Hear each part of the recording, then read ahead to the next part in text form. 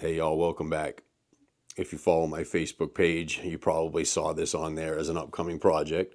This is a 2015 Honda CRF450X, which is more of the trail version of the race bike. The one thing that I know about these bikes is it's very difficult to get this engine out of here, but that's probably what we're going to need to do today.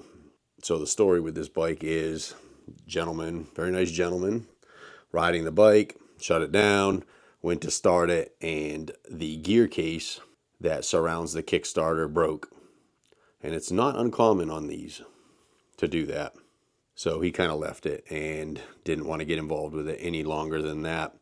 I did take a quick peek at it while I was there picking the bike up, and I did notice that the right inner crankcase is also cracked, but just barely. It's something we're probably going to be able to weld, and we'll just go ahead and replace that outer clutch cover that's broken. They're fairly inexpensive. Now, I got to say that I picked this bike up for an unbelievable price, and I know how my seller feels when he told me that even at that price, people were messaging him, lowballing him, offering him $400 for it and all this stuff, and I'm like, wow. But I know how he feels because I deal with it too, so I didn't give my guy any squabbles. Handed him the cash, took the bike. I think I got real lucky on this one here. So let's go ahead and take a walk around this and see what we're going to need to do. We are going to have to pull this engine out, but let's see what else the bike might need.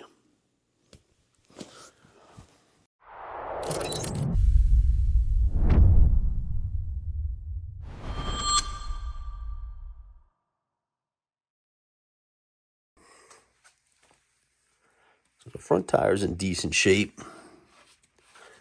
The forks don't appear to be leaking at all. I don't know, can you guys see them front brakes? I can't see it. I got to get my glasses on and my light in there and get my big head in there and see, but there's no play in the wheel bearings whatsoever. The plastics on this thing are super clean. I mean, they're dirty, but they're clean, if you know what I mean. The levers are nice. The grips are good. The ends are missing out of them, but I don't think we're going to get involved with any of that stuff.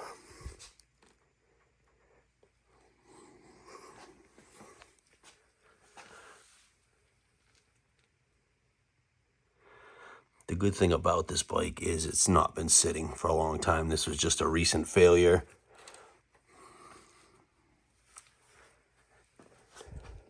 Let's pull our air filter out here.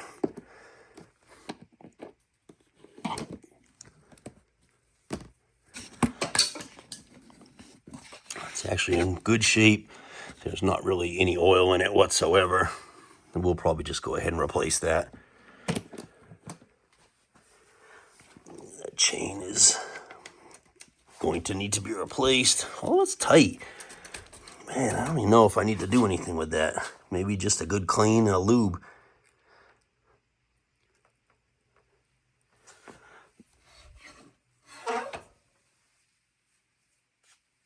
Sprocket looks good. Definitely going to need a rear tire. That thing is bald.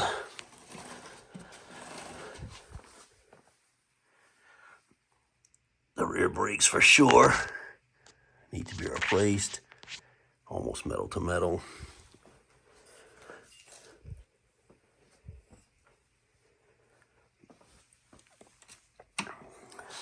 So as you can see here, where the problem kind of lies. And once we get this engine out, you'll see that inner case is also cracked. But honestly, there's not much more that I can say bad about this thing. These bikes are super desirable due to the fact that they do have the electric and kickstart. And also, so I can't really do this with one hand. Now the battery on this thing is just about dead, but while I was there, I did hit the button and the engine is trying to rotate. But the battery's just too far gone. So the engine's not locked up. That's another bit of great news. So at this point, we're going to start the arduous journey of getting this engine out and on the bench. First thing we're going to do, drain the engine oil.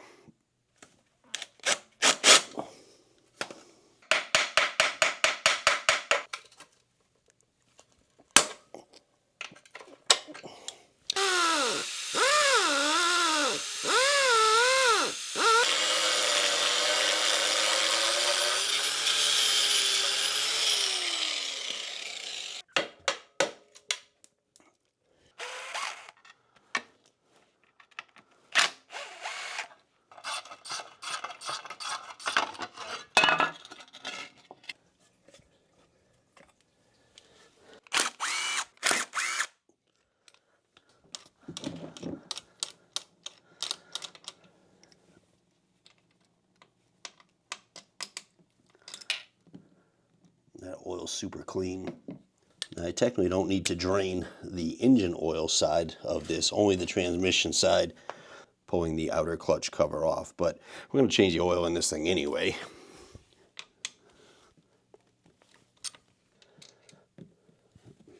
It's a little darker.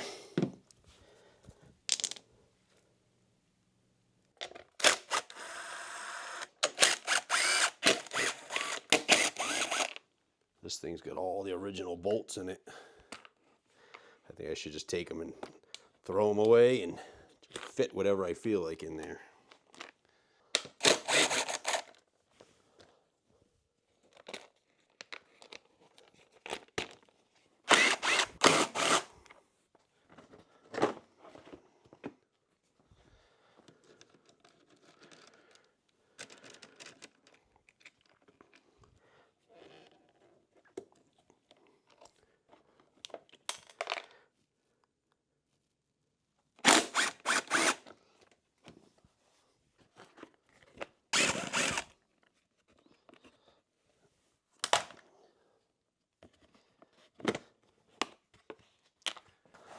This bike appears to be all stock and unmolested. That's so unusual for the bikes I get.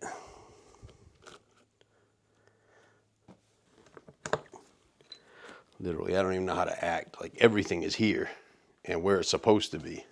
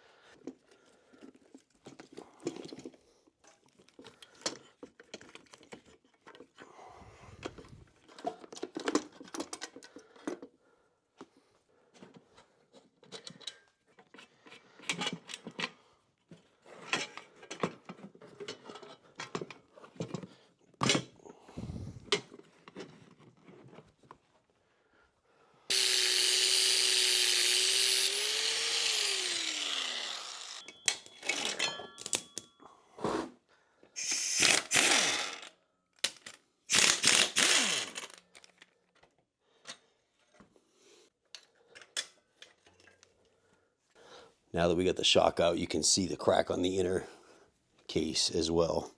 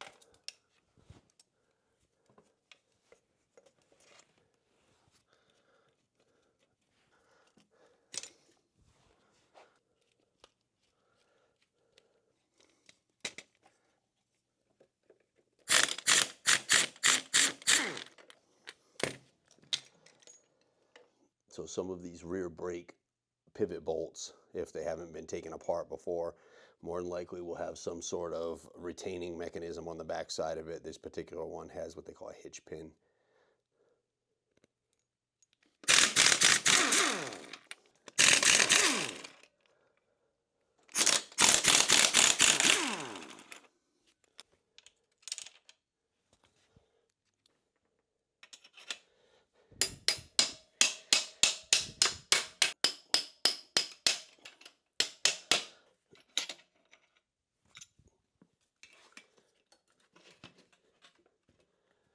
I think I'm going to take this rear master cylinder off so I can get a little more slack here, get this swing arm more out of my way. Maybe it'll make it a little easier to get this engine out.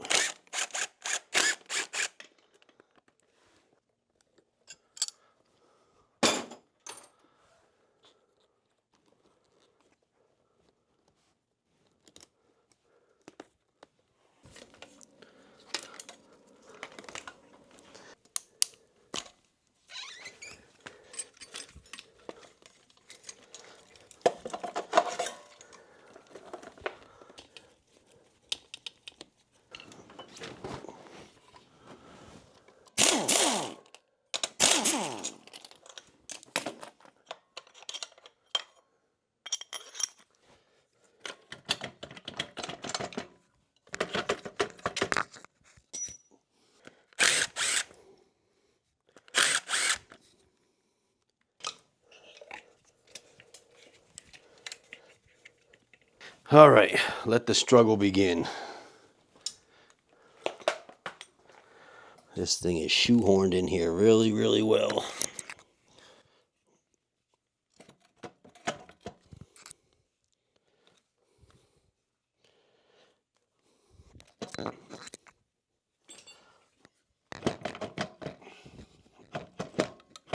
Wow.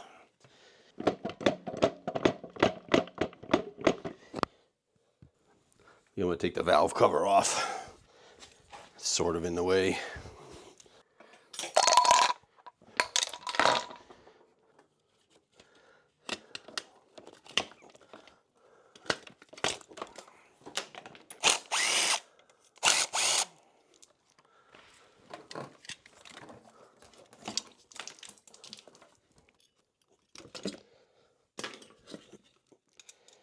All right, so I got that radiator and the ignition coil out of the way. See if it's any better.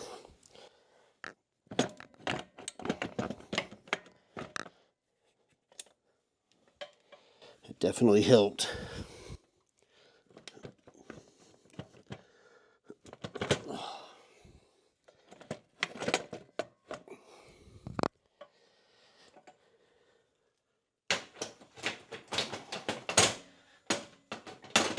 Oh, this engine's a nightmare, man.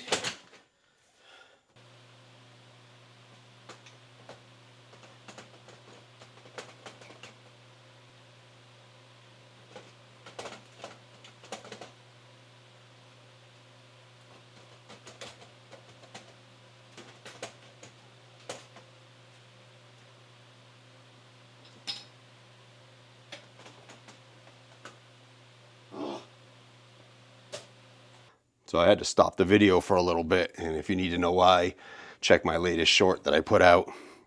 But actually, I went ahead and handed in my man card and looked in the manual to see how to get this out, and what they want you to do is kind of lift the engine out of the mounts, pivot the back end to the right side of the bike, and then kind of slide it out.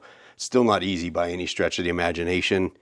They got this thing kind of wedged in here, so let's go ahead and get this clutch side cover off so we can get a better look at our damage to our inner crankcase.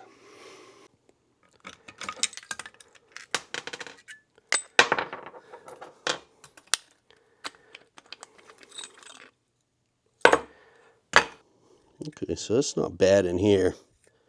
We should be able to weld this inner part back together. It's not that bad.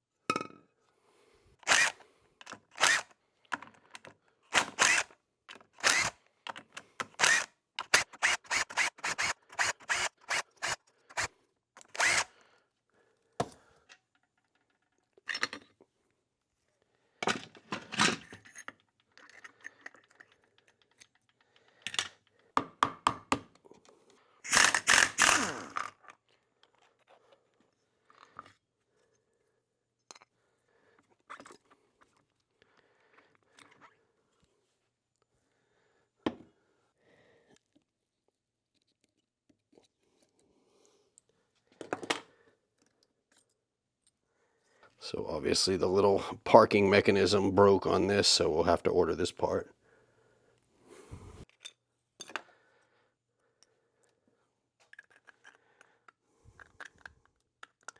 All right, we're gonna have to get this thing ready for a weld prep.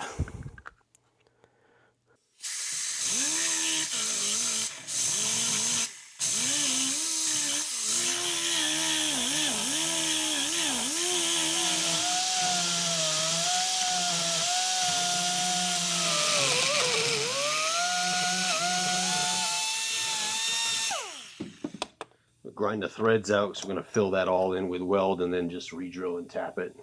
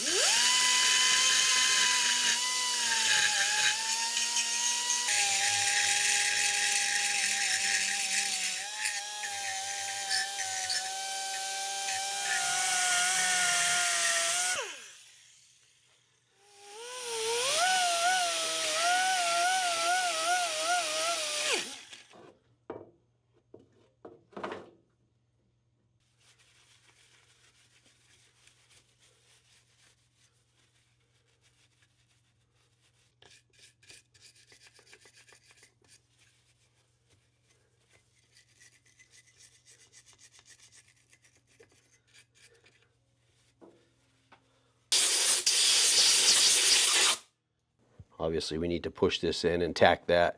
Aluminum does not like to bend, but we're going to go ahead and get a little bit of heat on it and see if we can clamp that and pull that in so I can get a tack on it.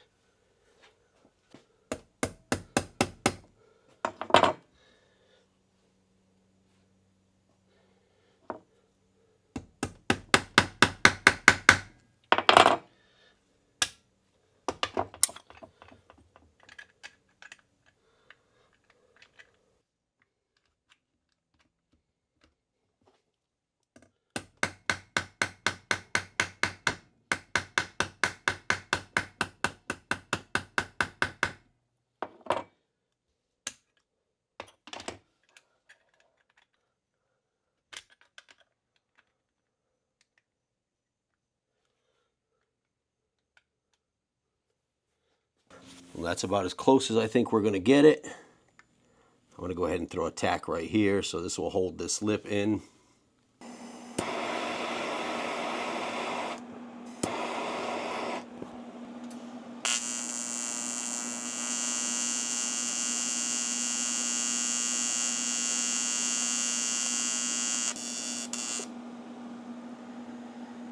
Whew, that's an ugly tack. All right, so I got a tack on this thing. I don't think that I am going to weld up anything here until I get the new outer case. I can put that on and make sure everything is lined up properly. Let me just go ahead and put a tack on this right here.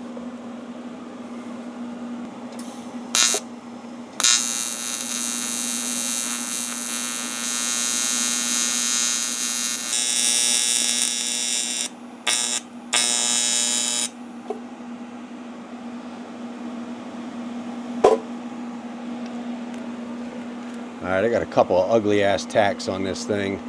When I get the outer case, we'll get all that lined up and then we'll go ahead and weld this out fully.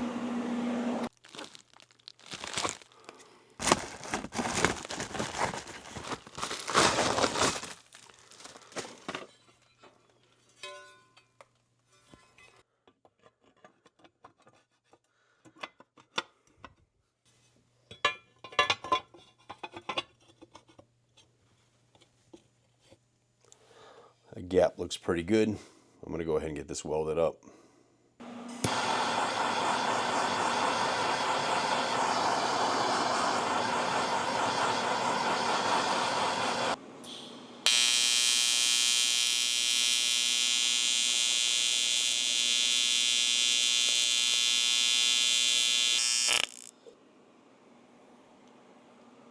tungsten.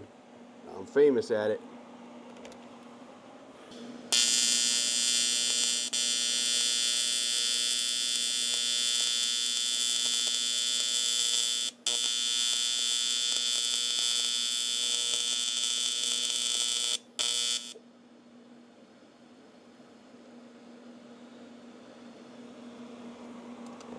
This aluminum is so dirty.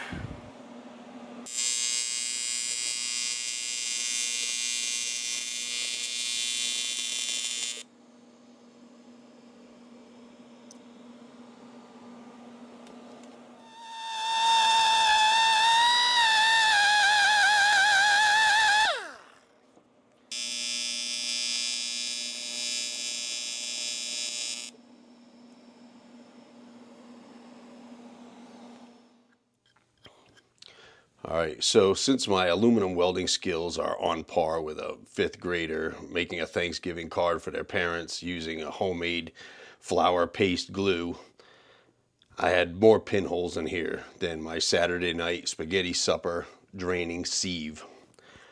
Had to put a little bit of JB Weld on it. And of course I'll clean this up and make it look a little bit smoother and nicer. But I do have my holes drilled and tapped, ready to go. Don't forget this little collar, you'll have a sloppy shift.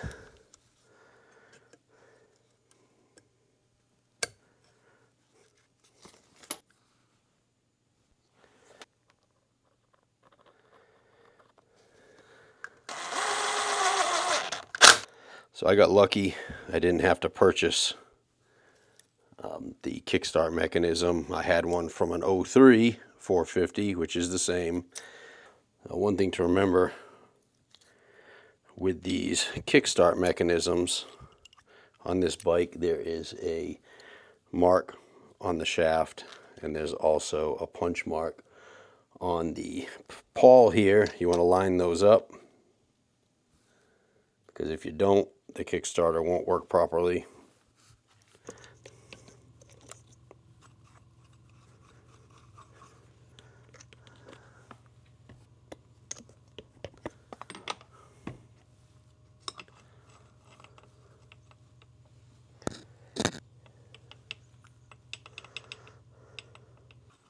Alright, so I take back what I said. The gear on this thing and probably the shaft are going to be different from the 03, but that little parking pawl is the same.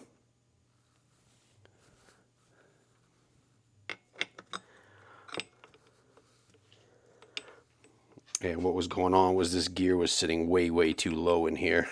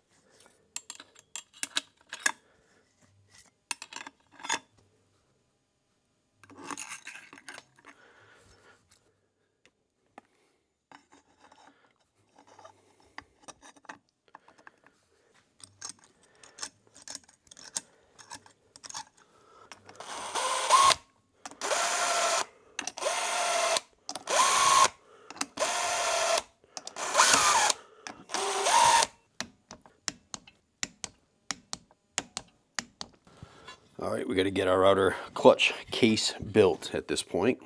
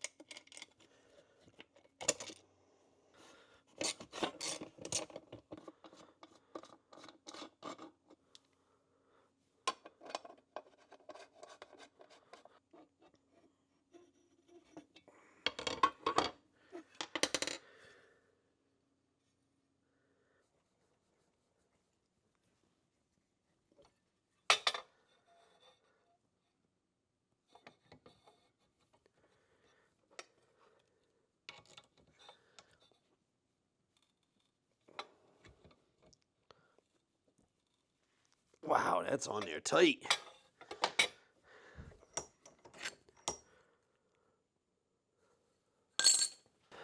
Let's see if we can use the old brake pad we're going to change out on this thing. Should be a little stronger.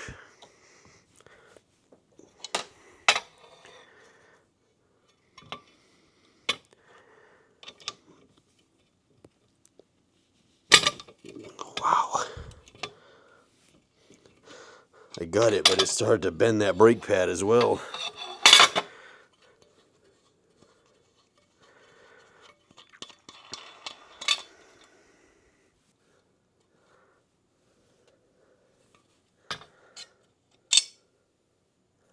Check your shaft to make sure that there's no deep grooves or anything like that that could cause leaks on the seals.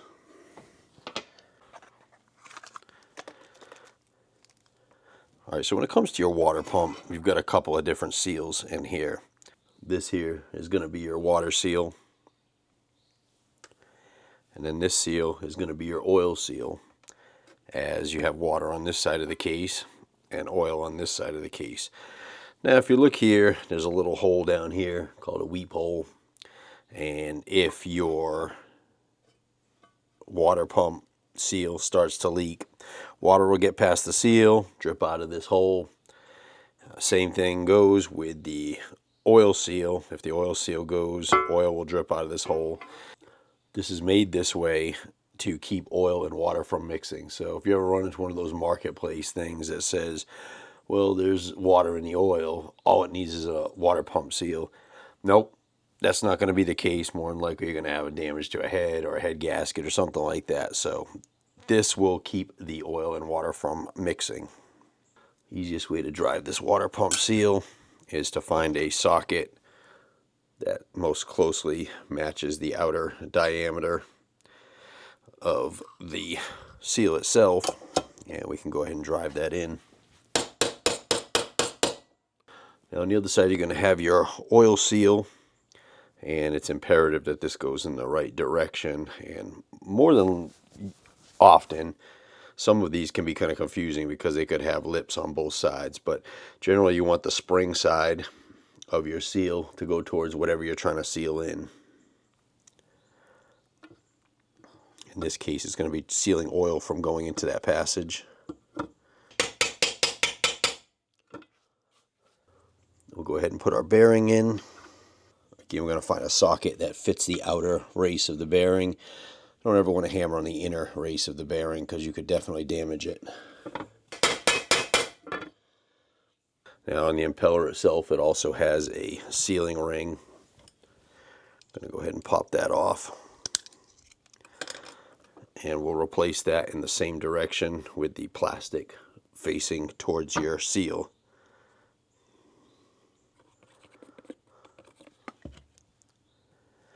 A little bit of oil on our shaft here.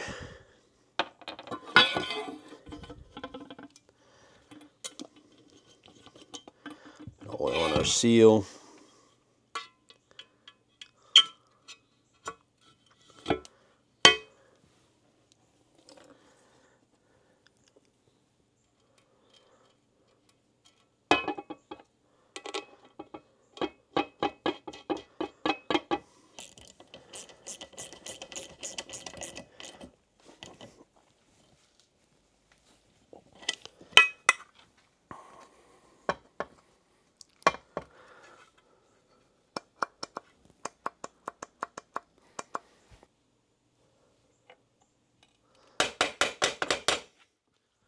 I want to make sure I got my dowel pins in and this little coolant passage O-ring in there with the sleeve. I'm going to supplement this portion of the repair with a little bit of a gasket maker just to be on the safe side that we're not going to have any leaks from microscopic imperfections.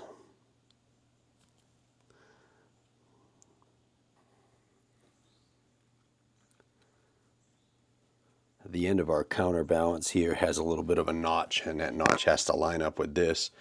So it's certainly easier to do this with the water pump off, or the water pump cover off, I should say.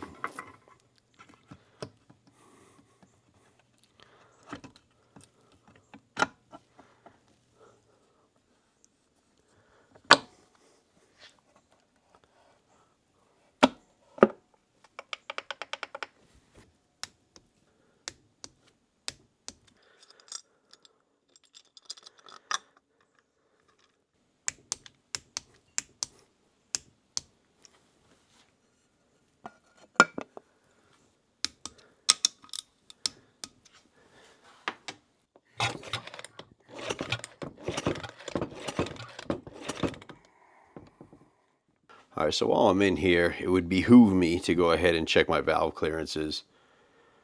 So that's what we're going to do. We're going to get this engine up on top dead center. Compression stroke.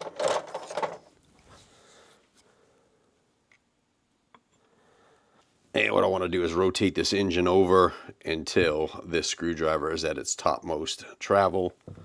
So we're on top dead center, but we need to go 180 degrees more because the camshaft lobes are pushing on the rocker arm for the exhaust,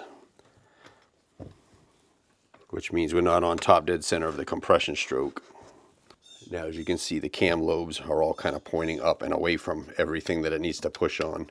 And to get your measurements on this bike, we're going to go between the rocker arm and the shim on both your exhaust, and between the camshaft and the lifter for the intake.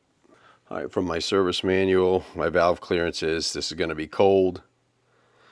We're going to be 0.16 of a millimeter on the intake, and that's plus or minus 0.03. So it could be 0.13 to 0.19 on the intake, 0.28 plus or minus 0.03 on the exhaust.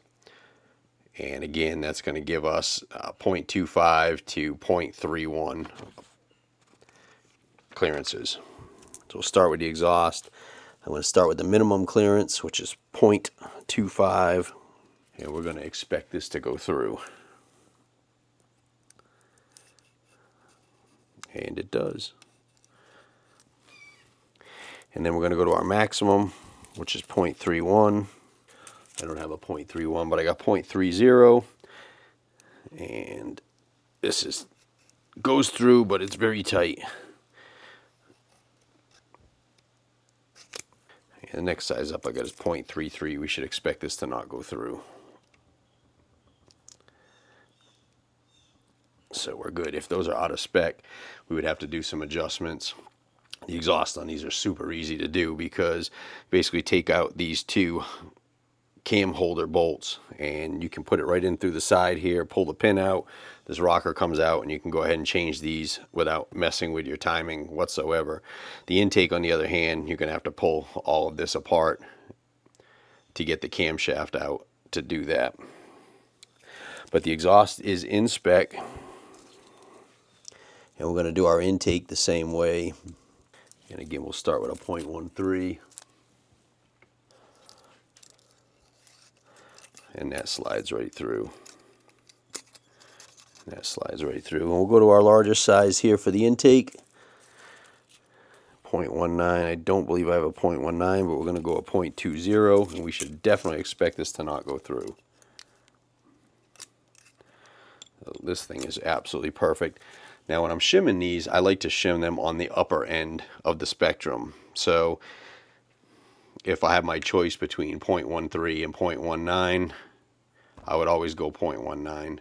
And the reason being is as these valves and seats wear in the head, it's going to close your clearance up on your valves.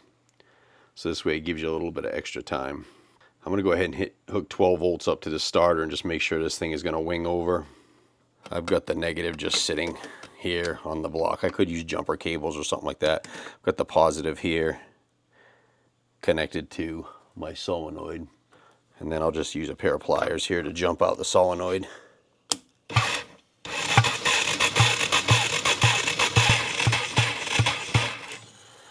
Well, it's good. This battery's not really in great shape, but it does spin over nice and easy. Let's go ahead and get a new oil filter in this thing.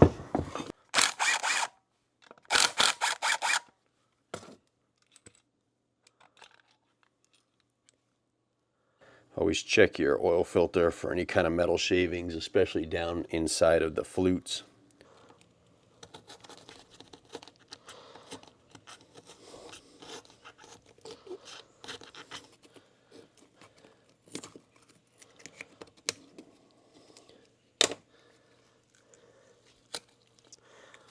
You can go ahead and pull out the paper and take a look for any metal flakes or anything in there that could potentially show you that you have an issue with your engine.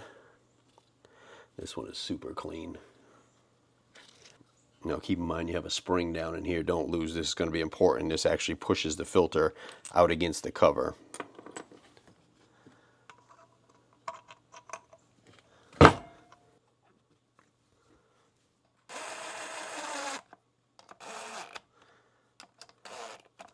Be cautious to not over tighten these because they will crack very easily.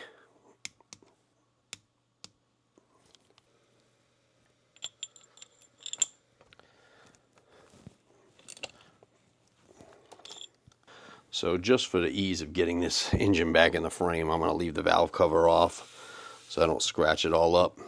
It definitely makes it a lot easier, or a little bit easier anyway, to get it in the frame.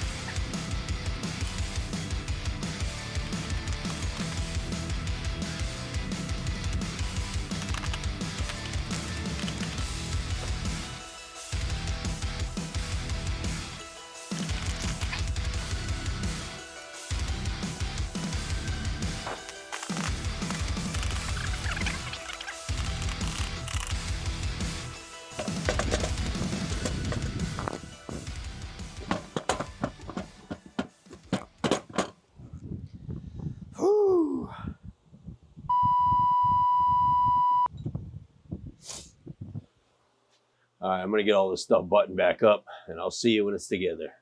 It's always good practice to put rags in your intake and exhaust ports when the engine is open, just to make sure nothing falls in. And at the same time, when you go to put your carburetor, throttle body, exhaust back on, don't forget to remove these because they will cause running issues.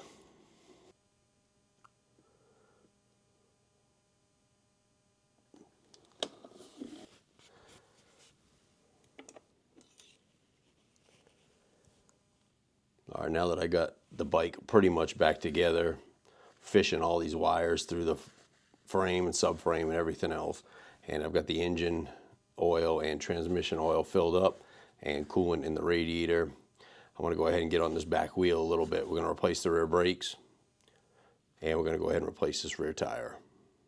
I've already taken the rear brake pads out because I used them as a leverage tool to get that water pump apart, as you remember.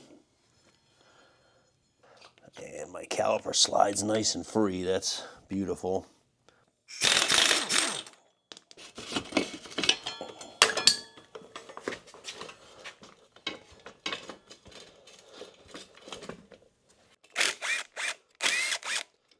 Now, it's not necessary to pull all this apart, but I want to take it off and make sure that my slides are lubricated properly. It is sliding fine, but while we're in here, let's go ahead and do that maintenance.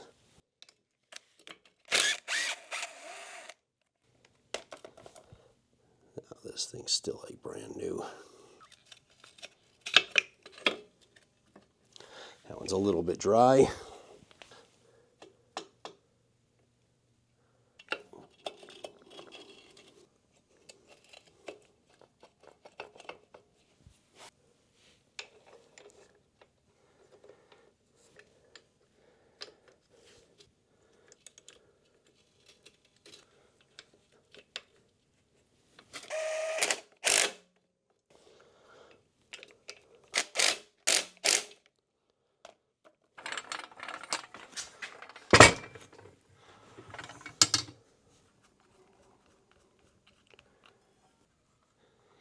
You can see that this Schrader valve is cocked off to the side a little bit. That's the reason why you generally don't want to tighten a nut up against the rim itself, because this tube is going to move a little bit inside of here. I don't care how good of a bead lock you've got. and it will just go ahead and rip the Schrader right off of the tube. If you give it a little bit of wiggle room, you're good to go.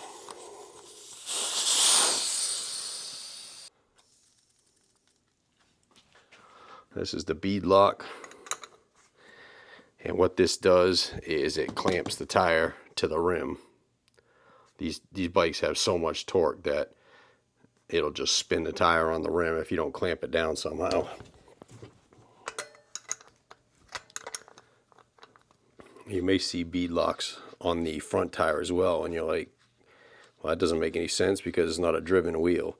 But believe it or not, most of the problems with these tires spinning on the rim is from braking hard. The tire wants to stop, the wheel wants to keep going, and that's what you get here, is a little bit of a twist.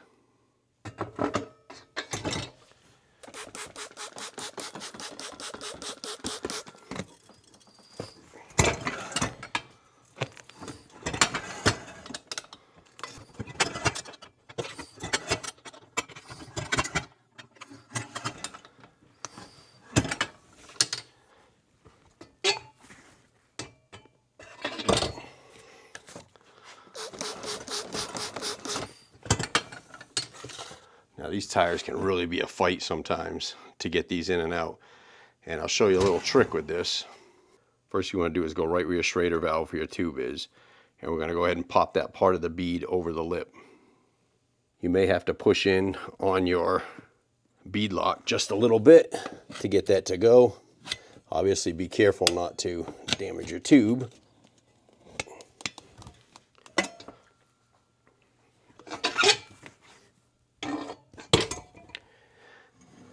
Now we can go ahead and get this tire off this side of the rim.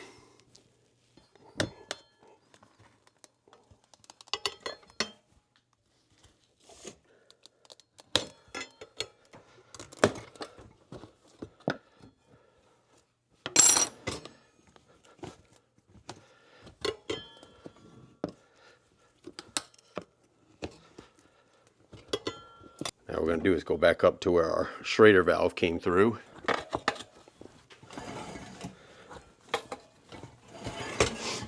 And if you lift the tire up like this and you put a couple of sockets in there, remember the bottom bead is held so it won't be crushing your fingers, and you can reach right in here and grab this tube.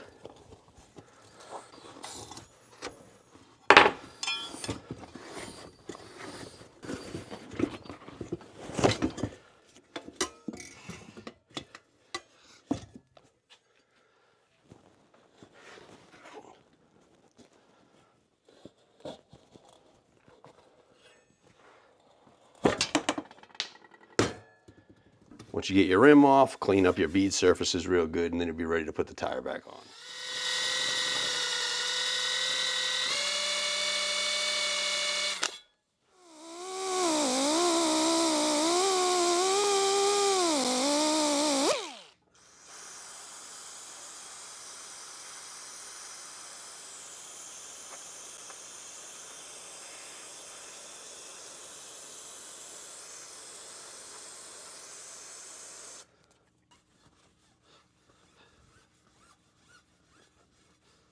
If your rim strip is damaged or missing, go ahead and replace that. Now there's two holes in the rim. 1, 2. Your rim strip has only one hole. And I'll show you why that is. You want to line that hole up where your Schrader valve is going to go through for your tube. Now if you don't have one of these bands and you're in a pinch, you can use black electrical tape and just do a bunch of wraps on that. The whole point of this here is to keep the spoke caps here from damaging your tube. Now our second hole is right here, and that's going to be for our bead lock, and the bead lock is going to go underneath the rim strip like that.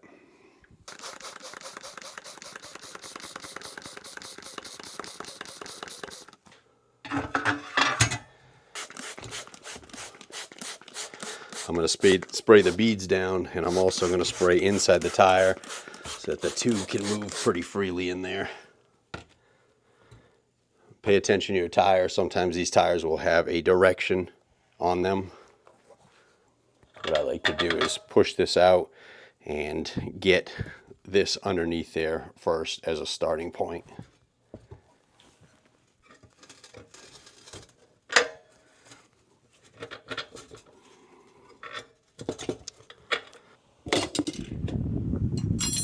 All right, once I got the first half on here, I'm going to flip the tire over.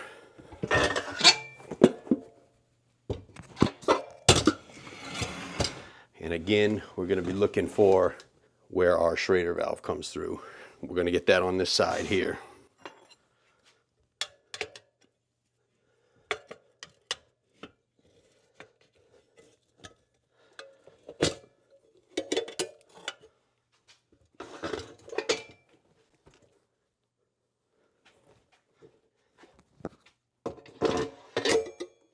Now we've got our two big sockets, so you can get your hands right in there and get that Schrader started.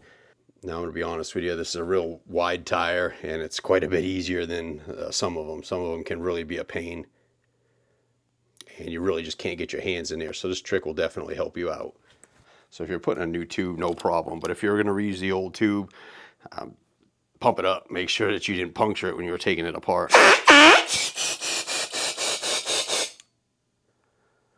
It sucks to put this thing all back together and then realize that you punctured the tube. And this one is good. And I'll go ahead and spray the entire tube down with this soap and water mixture.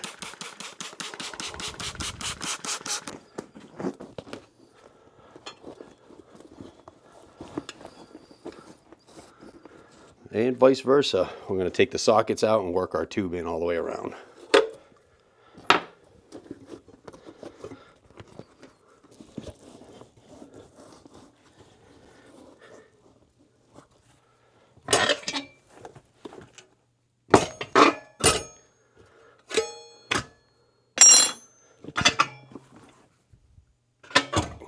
Now I'm going to go ahead and put a little bit of air pressure in the tube just to get any wrinkles out.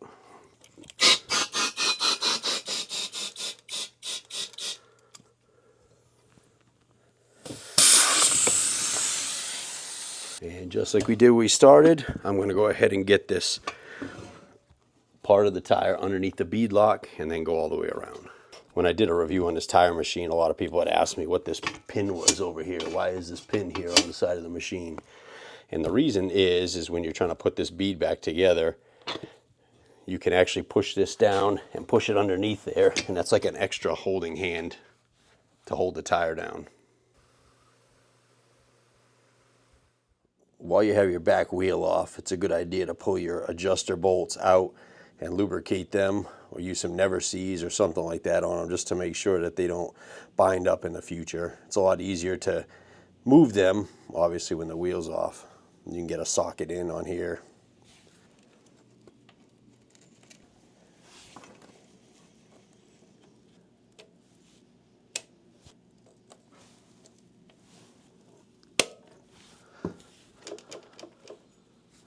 Hi, Callie. What are you doing, girl? You want to be in the shot? You want to be in the shot, girl? You want to be in the shot? Now I won't adjust the chain tension on this thing until I get the weight on the wheels.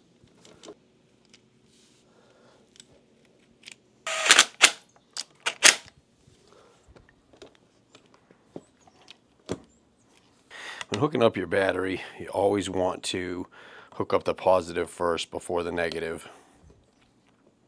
And vice versa. When you're taking the battery out, take the negative off first and then the positive. Reason being is if your negative's connected and for some reason you touch this positive to the frame, you got a direct short circuit on your battery, which could be dangerous, cause explosions or fires or anything like that. If this is not connected, you can touch it all day long and you won't have an issue.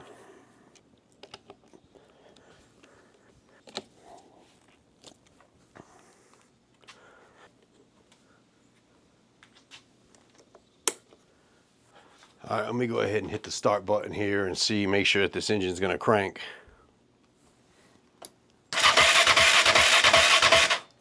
Perfect. Since I don't know what kind of fuel they were using in this thing, we're going to go ahead and drain it and put some fresh non-ethanol in here. We'll save this here for the Tundra because the Tundra burns anything. But I want to go ahead and pull out this feed to make sure the screens in here are okay.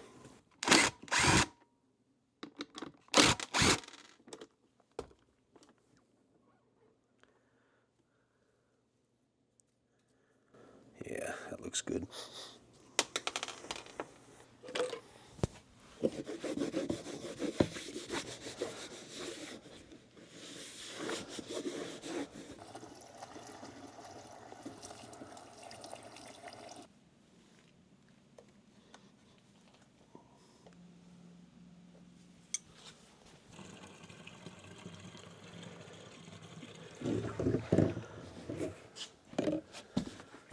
Thirsty tank.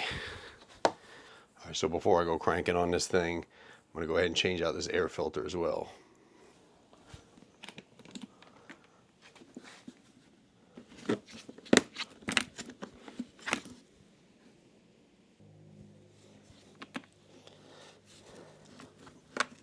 Everything's tight on these bikes.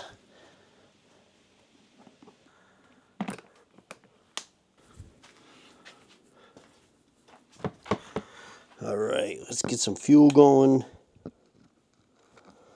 Pull this choke out. I'm gonna go ahead and give this thing a crank. If she does start up, we'll let it run for just a minimal amount of time to circulate some of this oil, shut it down, and recheck the engine and the transmission oil. Here we go. Actually,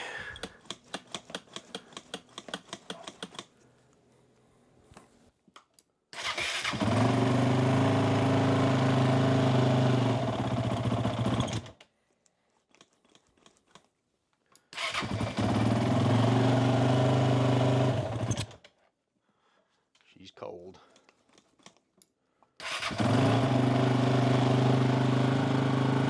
This thing is quiet.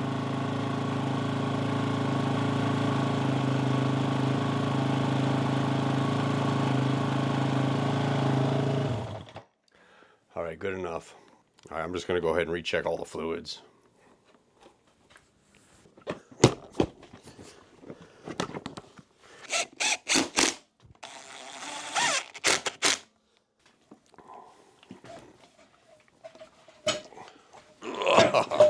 She's heavy.